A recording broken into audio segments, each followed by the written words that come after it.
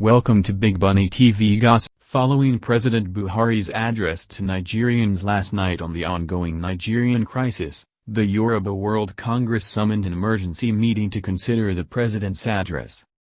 President Buhari addressed Nigerians on the serious crisis now confronting Nigeria, the crisis which started with peaceful protests by Nigerian youths but which suddenly grew into widespread violence in Lagos State, in some other parts of the Yoruba Southwest and other parts of Nigeria, and which the international press has been valuably reporting on. President Buhari's address sounded like a reluctant address crafted to touch mostly on inconsequentials and to avoid the most compelling aspects of the crisis.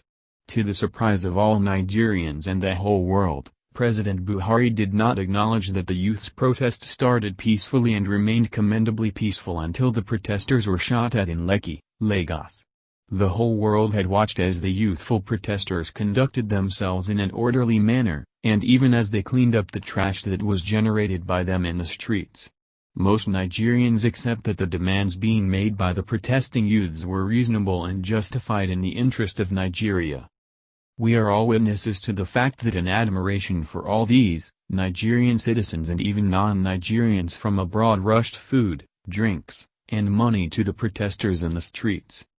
We are all witnesses to the fact that the youths were sitting, holding small Nigerian flags and singing the Nigerian national anthem at the Lekki toll gate when some troops dressed in Nigerian uniforms suddenly began to shoot at them.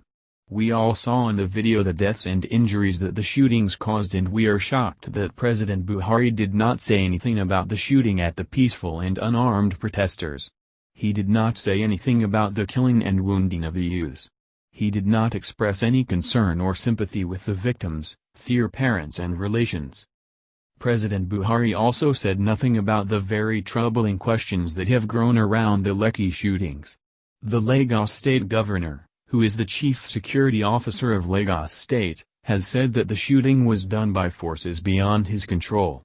The commanding officer of the Nigerian army in the Lagos area has denied authorizing the shooting. The Nigerian army has also denied ownership of the whole action. Many troubling questions have now arisen. Who authorized the shootings? What are the true identities of the shooters who were clothed in the Nigerian army uniforms?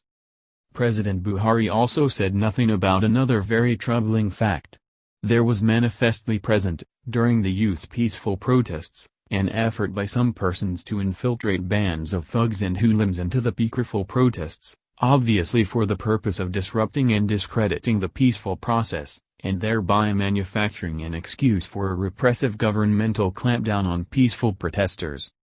In some places, especially reported, alleged to be in Abuja, publicly owned vehicles were seen again and again on video worldwide bringing the thugs and hooligans to the scenes of peaceful protests.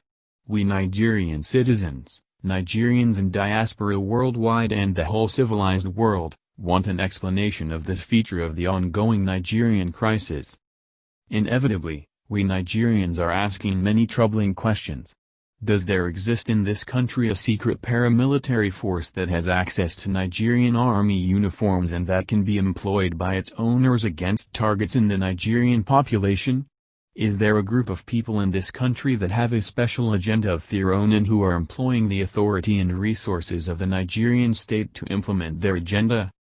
Troubled by these and allied questions, most Nigerians are now coming to various conclusions and demands. We, Yoruba, of the Nigerian Southwest, a nation of 55 million people in Nigeria, now demand that in order to achieve a peaceful resolution of the convoluted Nigerian problems and the widely devastating insecurity in Nigeria, Nigeria should embark on serious negotiations over the whole Nigerian situation. We demand a negotiating table at which the representatives of the various nationalities of Nigeria will come face to face to negotiate. We are not demanding restructuring, we are demanding negotiation by the nationalities, the owners of the various ancestral homelands that constitute Nigeria. Nothing less than that can now adequately address the catastrophic situation into which Nigeria has now sunk. Alternatively or in addition, and in order to prevent further violence, bloodshed and destruction in our western region, the region that is responsible for most of the industrial, commercial and professional productivity in Nigeria, We call for face-to-face negotiation between the leaders of our Yoruba nation and President Buhari as the head of the Nigerian federal government, in order to immediately stop further violence and bloodshed in our region and in the rest of Nigeria.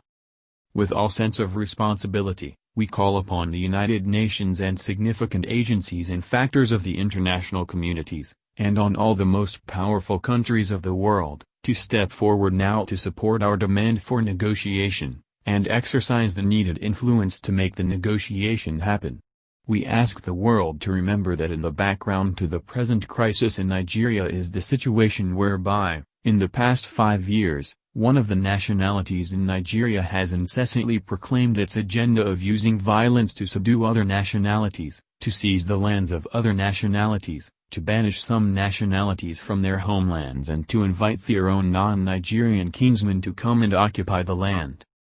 We ask the world to remember that this nationality positioning themselves as conquerors have been killing, maiming, raping, kidnapping and destroying in most parts of Nigeria in pursuit of their proclaimed agenda. We ask that the world to remember that in the throes of the consequent insecurity, Nigeria has plunged frighteningly into poverty, deprivation, and horrific human suffering. We ask the human race to respond expeditiously to the Nigerian situation in the exercise of its responsibility to protect vulnerable and threatened people and peoples by acting upon our call for peaceful and responsible negotiation.